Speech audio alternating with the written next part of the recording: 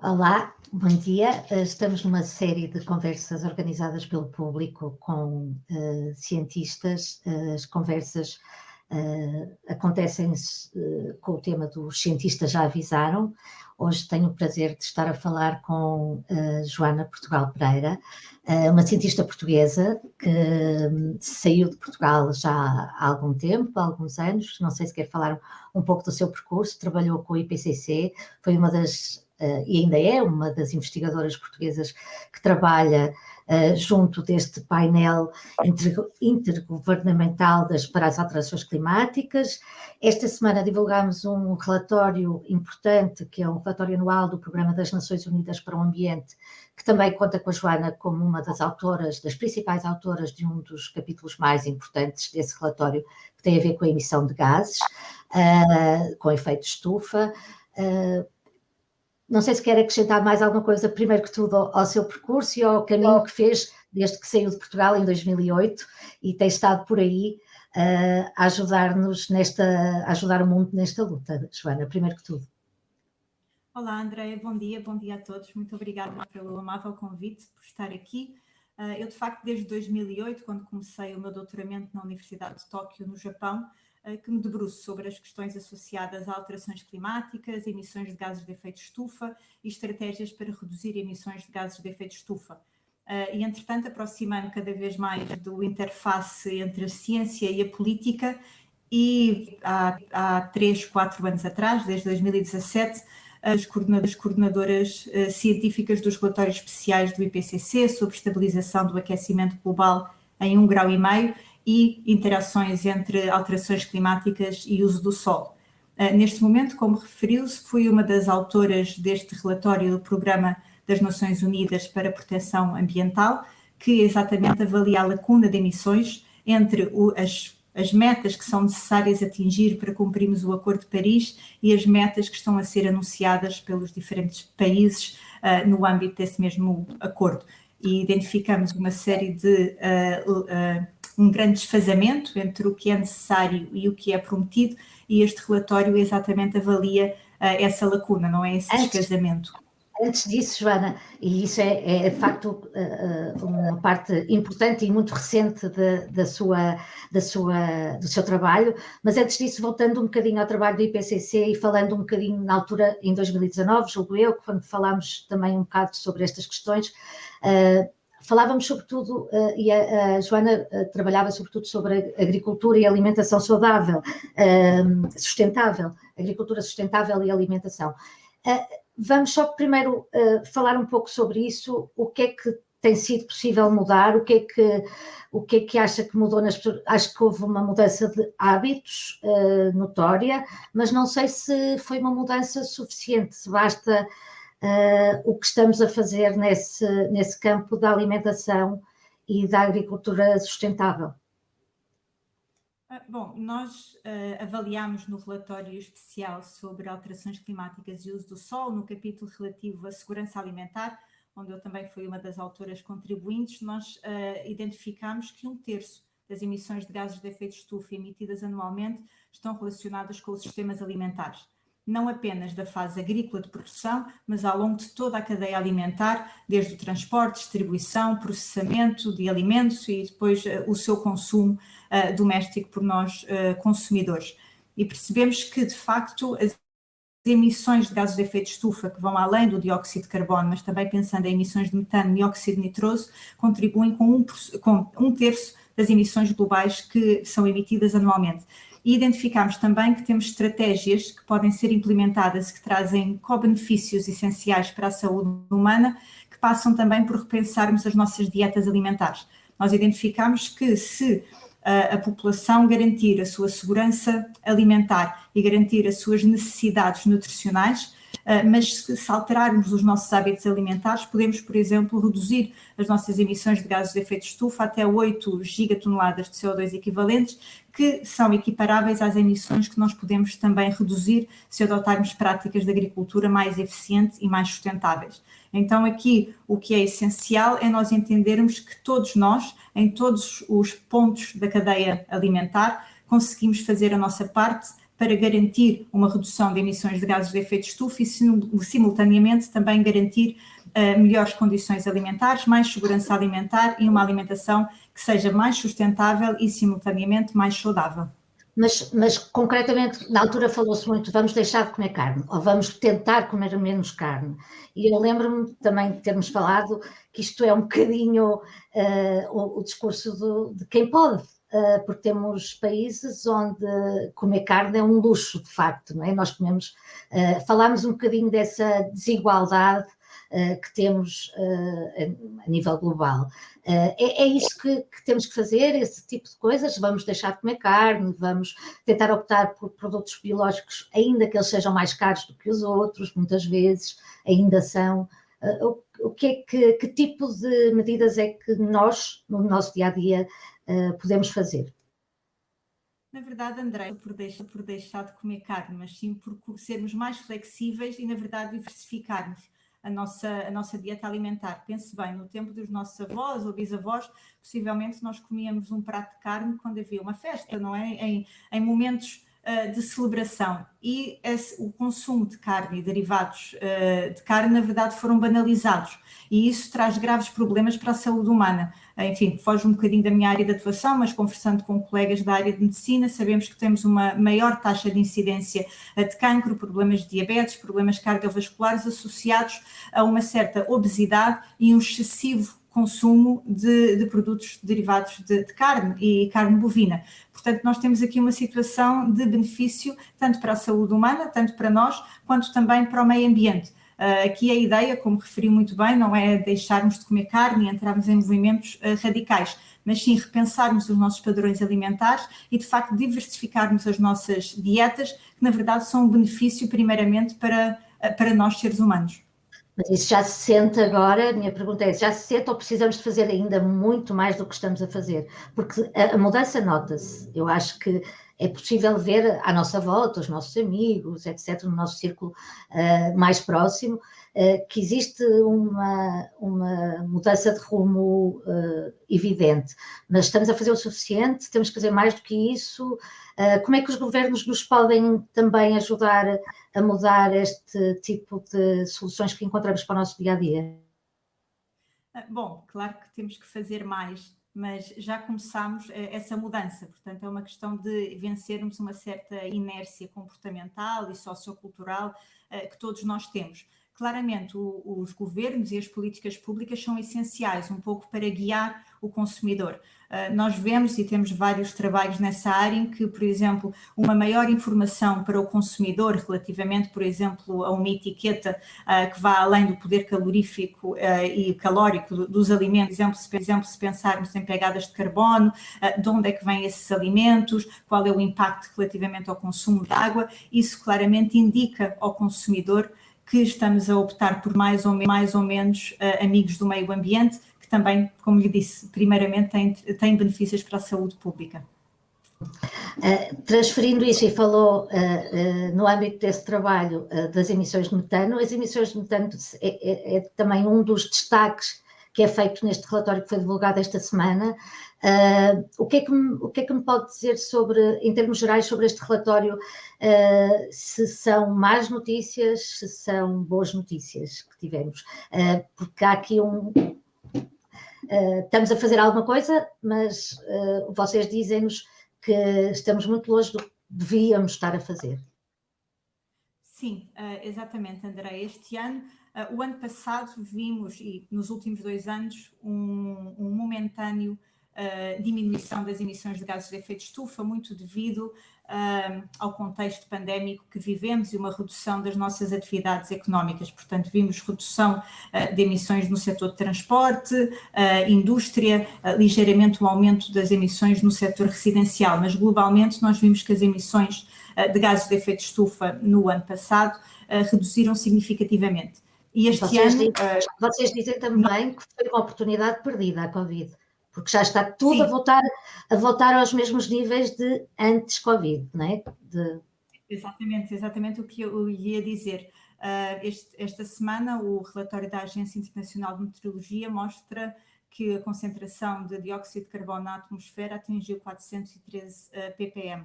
mais uma vez, níveis bastante elevados, mais uma vez, e o nível de aumento das emissões de gases de efeito de estufa está praticamente próximo dos níveis pré-pandémicos. Portanto, nós estamos a ter uma recuperação económica muito rápida, muito intensiva em atividades dependentes de combustíveis fósseis, e vemos de facto que estamos a retomar, infelizmente, o padrão que vimos no passado. Em relação à COP, a Joana vai à COP, vai estar na Escócia? Vai participar? Vou participar remotamente, sim. Era isso que eu também ia dizer.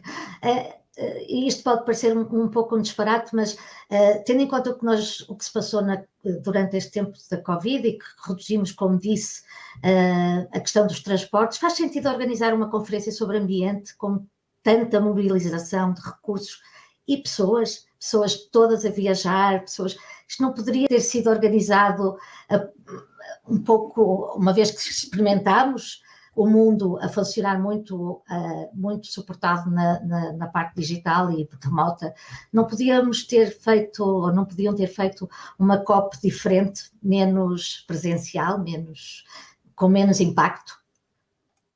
Veja bem, Andréia, nos nossos relatórios científicos do IPCC, nós tivemos reuniões remotas, virtuais, com mais de 200 cientistas de todas as regiões do globo. Portanto, às vezes eu acordei às 2 da manhã, outras vezes foram os meus colegas da Ásia a acordar também fora de horas, digamos assim, e as reuniões de facto mostraram-se muito produtivas. Mas quando nós debatemos aqui questões essenciais de negociação com decisores políticos, na verdade é muito difícil termos estas reuniões que são tão importantes e tão complexas, em que temos tantas salas paralelas e tanta coisa a acontecer em simultâneo de forma remota. Poderíamos, eventualmente, ter comitivas mais reduzidas, que eu penso que alguns países adotaram essa estratégia, mas quando temos 4 pilares essenciais e 4 problemas que têm que ser solucionados agora na COP26, que passam por aumentar a ambição e as necessidades de adaptação, principalmente no hemisfério sul, passa por resolver as questões ainda em aberto do artigo 6 do Acordo de Paris, referentes às regras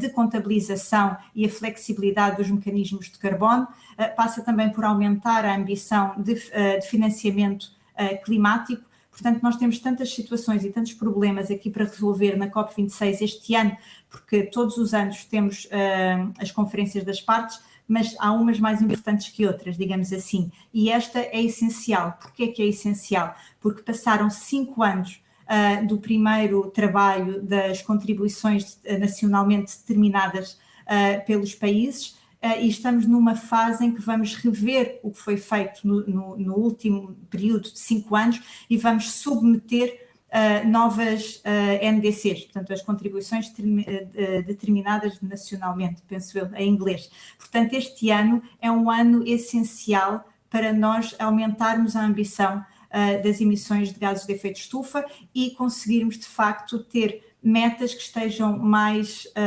a par do que é definido pelo Acordo de Paris. Aproveitando o que está a dizer, qual é a avaliação que fazem? Porque, de facto, temos falado muito destas contribuições nacionalmente determinadas, não é? As NDCs, na sigla em inglês. Qual é a avaliação que faz e qual é a importância, por exemplo, de ter-se falado muito do facto de, apesar de terem sido já definidos objetivos importantes, a China e a Índia ainda não apresentaram as suas propostas. Isto pode condicionar o futuro, ou seja, pedia-lhe uma avaliação do que foi feito até agora e o que é que prevê que saia daqui na COP para o futuro. Bom, a nossa avaliação deste relatório que saiu esta semana mostra que as novas NDCs submetidas de uma forma ainda não oficial, essa submissão só será após a COP26, mas nós já avaliámos mais de 126 países com as suas NDCs, que aproximadamente correspondem a 50% das emissões globais da economia. E nós vimos que, na verdade, estas novas NDCs, o grau de ambição apenas reduz 7,5% das emissões de gases de efeito de estufa relativamente às primeiras NDCs submetidas em 2015. Ora, nós temos uma lacuna de emissões de aproximadamente 28 gigatoneladas de CO2 equivalente, que implica uma redução de 55% das emissões, ou seja, nós temos que aumentar a nossa ambição em aproximadamente 7 vezes se queremos, de facto, cumprir metas de redução de emissões de gás de efeito de estufa que sejam compatíveis com o aquecimento global de 1,5 graus. Como pode ver aqui nesta figura, que é uma das mais icónicas do relatório das Nações Unidas, mostra que, de facto, se nós queremos ter cenários compatíveis com o aquecimento global de 1,5 graus, deveríamos reduzir as nossas emissões em 28 gigatoneladas. Se pensarmos num cenário de aproximadamente 2 graus, reduziríamos a lacuna para 13 gigatoneladas de CO2 equivalente, seria equiparável a uma redução de mais ou menos 30% das emissões. Então, de facto, estamos a perder tempo e a janela de oportunidade está-se a fechar e, na verdade, o que deveríamos fechar é essa lacuna de emissões. Mas, Andreia, como pode ver aqui também nesta figura, nós já caminhamos para o sentido da mudança. Estamos a ser demasiado lentos, porque nós avaliamos também um cenário. Imagine que congelamos o mundo e congelamos todas as políticas em 2010. E o que é que aconteceria? Então, nessa mesma figura, nós vemos uma trajetória bastante elevada que corresponde às políticas no ano 2010, ou seja, há 10 anos atrás, na última década. E veja marcado que, a azul, é isso? Bastante, sim, a azul. Portanto, veja bem que essa trajetória era bastante superior, linearmente superior. E nós, de facto, conseguimos já canalizar muitos esforços e há, de facto, já um momento entre governos do hemisfério norte e do hemisfério sul para reduzir as emissões. Estamos, assim, a perder tempo precioso e estamos a ser demasiado lentos para a gravidade do problema que estamos a viver. De facto, eu já tinha falado sobre isto também com a Joana, e a Joana tem falado sobre isso. A sua opção é olhar para o que já estamos a fazer e não tanto para o drama e para a tragédia que pode estar à nossa frente, mas, de facto, como falou, em relação às contribuições nacionais, estamos a retirar 7,5% das emissões, não é? De gases de estufa, com efeito de estufa atualmente.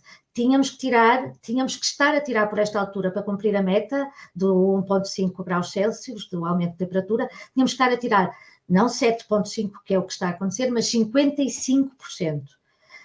Como é que se dá este salto? Anualmente, até 2030. Exatamente. Num primeiro momento, passa por redução do consumo de combustíveis fósseis e todas as atividades hipercarbónicas. Passa também por repensarmos na nossa agricultura e adotarmos práticas de produtividade mais eficiente e mais sustentáveis. Passa por repensarmos nos nossos hábitos alimentares, a nossa alimentação, a nossa mobilidade urbana. Passa por termos também canais e fluxos financeiros que também estão incluídos no Acordo de Paris, mas que também estamos com muito atraso para serem, na verdade, canalizados para os países do hemisfério sul que têm menos capacidade tecnológica, institucional, para implementar as suas estratégias de mitigação. Portanto, como estamos com este grande lacuna, este descasamento entre o que seria necessário e, na verdade, o que estamos a viver, quando pensamos em impactos do aumento da temperatura para meio do século, nós vemos que se adotarmos estas estratégias que foram anunciadas, nós chegaremos muito possivelmente a um aquecimento global de 2,7 graus centígrados superior ao que vivíamos em níveis reais. Portanto, nós caminhamos, olhando do ponto positivo, estamos bastante longe dos cenários mais pessimistas que há 10 anos atrás víamos que atingiríamos um aquecimento global de aproximadamente mais 4, 5 graus Celsius até ao final do século, e caminhamos sim para uma redução desse aquecimento global, estaremos por volta de 2,7 graus centígrados, mas vemos que essa ambição ainda não é suficiente se queremos atingir níveis seguros de aquecimento global que estariam próximos de 1,5 graus. Está na altura de rever esse objetivo, essa meta de 1,5 graus? Acha que está na altura de... A meta de 1,5 graus não pode ser revista. O que tem que ser revisto, e será revisto agora nesta COP26, é pensar nas medidas que cada país tem que adotar para de facto conseguirmos atingir essa meta de 1,5 graus. Portanto, as estratégias nacionais que estão a ser debatidas a partir da próxima semana, talvez quando estivermos no ar, enquanto falamos, é que têm que ser mais ambiciosas e tem que haver um acordo global que de facto faça frente à grande emergência que estamos a viver. Uhum. E o papel, ao bocado perguntei-lhe, mas não se referiu especificamente a isso, o papel da China e da Índia, que ainda não apresentaram as suas propostas. O que é que isto pode significar e de que forma é que isto pode afetar os nossos objetivos futuros? O governo chinês anunciou recentemente a sua média de longo prazo, que passa por atingir metas de neutralidade carbónica em 2060. Portanto, o que nós vemos também e avaliamos no nosso relatório é que vários países, inclusive a do G20, anunciaram metas de neutralidade climática para meio do século. Mas vemos também que muitas dessas metas são ambíguas, muitas dessas metas não estão associadas a políticas nacionais já implementadas e muitas vezes nem estão em sintonia com as metas para 2030. Portanto, o governo chinês optou por anunciar, num primeiro momento, uma meta de longo prazo para 2060 e penso que ainda está internamente e com outros parceiros internacionais a definir a sua meta 2030, mas que será anunciada agora nas próximas semanas.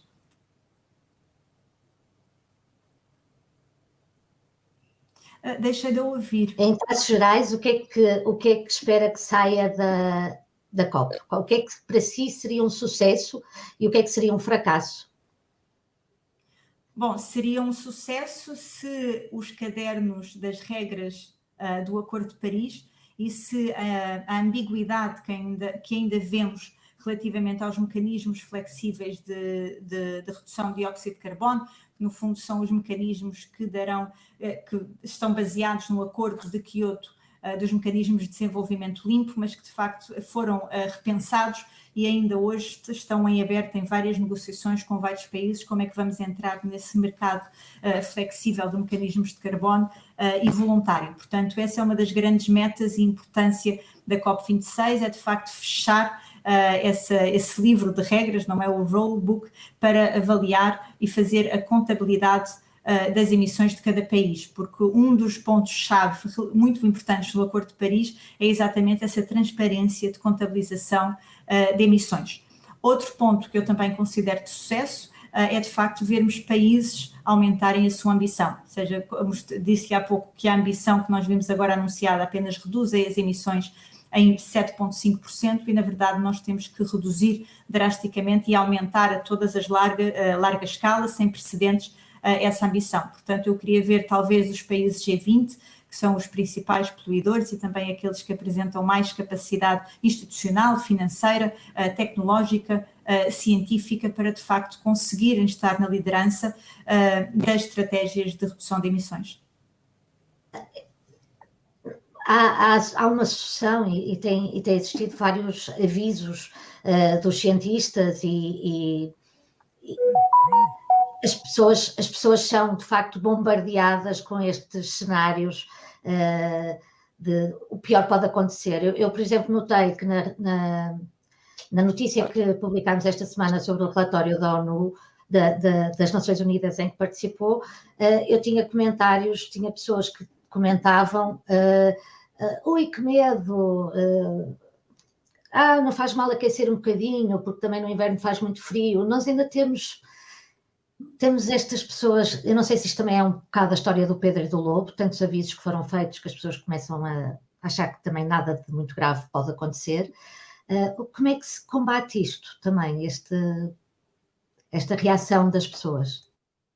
Bom, Andreia, eu acredito que cada vez mais sentimos de uma forma mais evidente e direta no nosso dia-a-dia os impactos do aquecimento global. Cada vez mais eventos extremos passam a ser a nova normalidade. Veja bem, por exemplo, os desastres naturais que tivemos este verão na Europa Central, grandes chuvadas, grandes inundações, na Europa do Sul, secas e incêndios. Portanto, impactos ambientais que, na verdade, nós pensávamos, os cientistas também, na verdade, foram muito brandos e tentaram ser cautelosos. Nós vemos, na verdade, que os impactos estão a ser muito mais rápidos e muito mais severos do que foram inicialmente pensados pelos nossos modelos climáticos. Portanto, eu acredito que todos nós já vivemos de alguma forma e já fomos impactados com mais ou menos danos a períodos de grande seca, grandes incêndios florestais, Portugal sendo um dos países também muito afetado aqui no contexto da Europa do Sul, problemas associados à seca e grandes tempestades e intempéries. Portanto, eu acredito que todos nós já vivemos esses impactos e sabemos que quase de uma forma linear um aumento da temperatura destabiliza mais eventos atmosféricos e canaliza uma maior frequência e intensidade desses eventos extremos, que na verdade todos os seres humanos já vivenciaram de uma forma ou de outra. Ou seja, o pior não pode acontecer, o pior está a acontecer, é isso? Sim, o pior está a acontecer em todas as regiões do planeta e na verdade também afeta mais e aumenta ainda mais a desigualdade social que vivemos. Porque, na verdade, sabemos que são os mais vulneráveis, as pessoas que têm menos capacidade económica, que também muitas vezes têm residências e habitações mais frágeis, que são também aqueles que são mais afetados. E, por exemplo, para esses mais frágeis, para essas populações, pedir uma mudança de hábitos, pedir uma mudança no tipo de agricultura que fazem, voltando ao início da nossa conversa, é um bocadinho injusto, não? Andreia, na verdade, passa por o papel individual e o papel orquestrado por instituições e por políticas públicas está para todos nós. Ou seja, aqui eu penso que estamos numa também urgência que seria um bocadinho de tempo pensar quem é que tem a culpa e quem é que tem que fazer mais ou menos. Na verdade, temos todos que adotar e que alterar os nossos hábitos alimentares e socioculturais. É importante pensarmos nas soluções e orquestrarmos de uma forma conjunta e complementar do que pensar, por exemplo, em responsabilidades históricas de emissões, se é o hemisfério sul que não tem tanta capacidade e que pode de facto dar-se ao luxo de se atrasar. Penso que é um bocadinho perda de tempo e muito ruído nas negociações, quando na verdade temos é que focar em soluções. Apesar de tudo, eu tenho só mais duas questões para lhe colocar. Uma é o que é que diria o que é que diria o Donald Trump, por exemplo? O que é que diria uma pessoa que tem este discurso?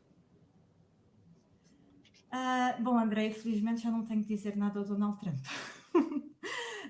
Mas, por exemplo, poderia dizer ao presidente brasileiro, enfim, não sei se está a acompanhar. Exatamente, ao Bolsonaro, sim, exatamente. Dentro do contexto G20 foi, na verdade, o único país que, em vez de aumentar a sua ambição e reduzir as emissões, na verdade, uma segunda NDC revista se traduz num aumento de emissões absoluto de 207 megatoneladas de CO2 equivalente. Portanto, é sim brincar com o fogo. Eu diria, enfim, há alguns governos que se mostram mais céticos e negacionistas, que na verdade, quando nós adotamos estratégias de baixo carbono e reduzimos as nossas emissões de gases de efeito de estufa, nós estamos sem dúvida também a aumentar o nosso bem-estar, a nossa qualidade de vida, a gerar empregos verdes, a aumentar o PIB e o rendimento de cada um de nós. Portanto, não podemos olhar de uma forma muito carbocêntrica para emissões de gases de efeito de estufa, mas sim pensar no grande entorno de sustentabilidade e como de facto temos benefícios inequívocos para a sociedade e para o nosso bem-estar.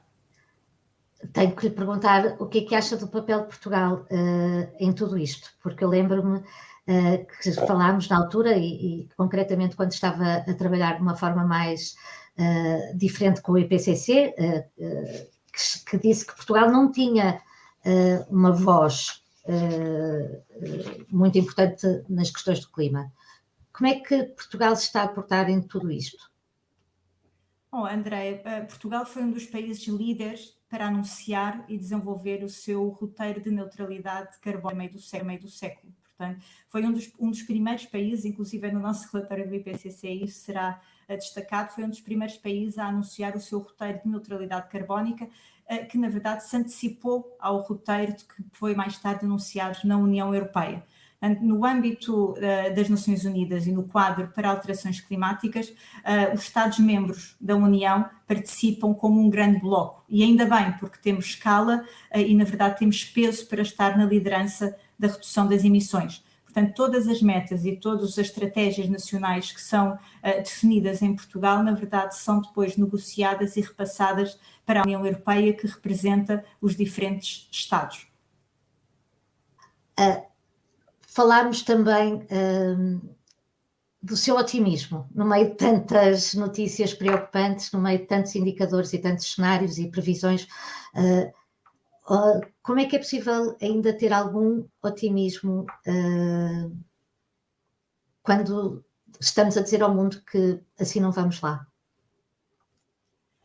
André, eu sou otimista porque, na verdade, nós cada vez mais nos afastamos dos cenários mais catastróficos de um nível de aquecimento global equivalente a 5 graus até meio do século, final do século. Portanto, nós, como lhe disse, estamos de facto a caminhar muito devagar, e é frustrante entender que os nossos governos, as nossas instituições e mesmo nós individualmente não conseguimos vencer uma inércia inerente a nós mesmos, mas nós estamos sim a caminhar para o caminho certo, que será a meta do Acordo de Paris. Muito obrigada, Joana. Passou a nossa meia hora em 2 segundos. Queria-lhe agradecer imenso por estar aqui connosco, por nos ajudar a tratar estas questões e a falar sobre estas questões com os nossos leitores, e a desejar-lhe um ótimo trabalho, em todas as frentes, as múltiplas frentes que tem pela frente. Muito obrigada mais uma vez. Um bom dia para si. Muito obrigada, André. Bom dia a todos.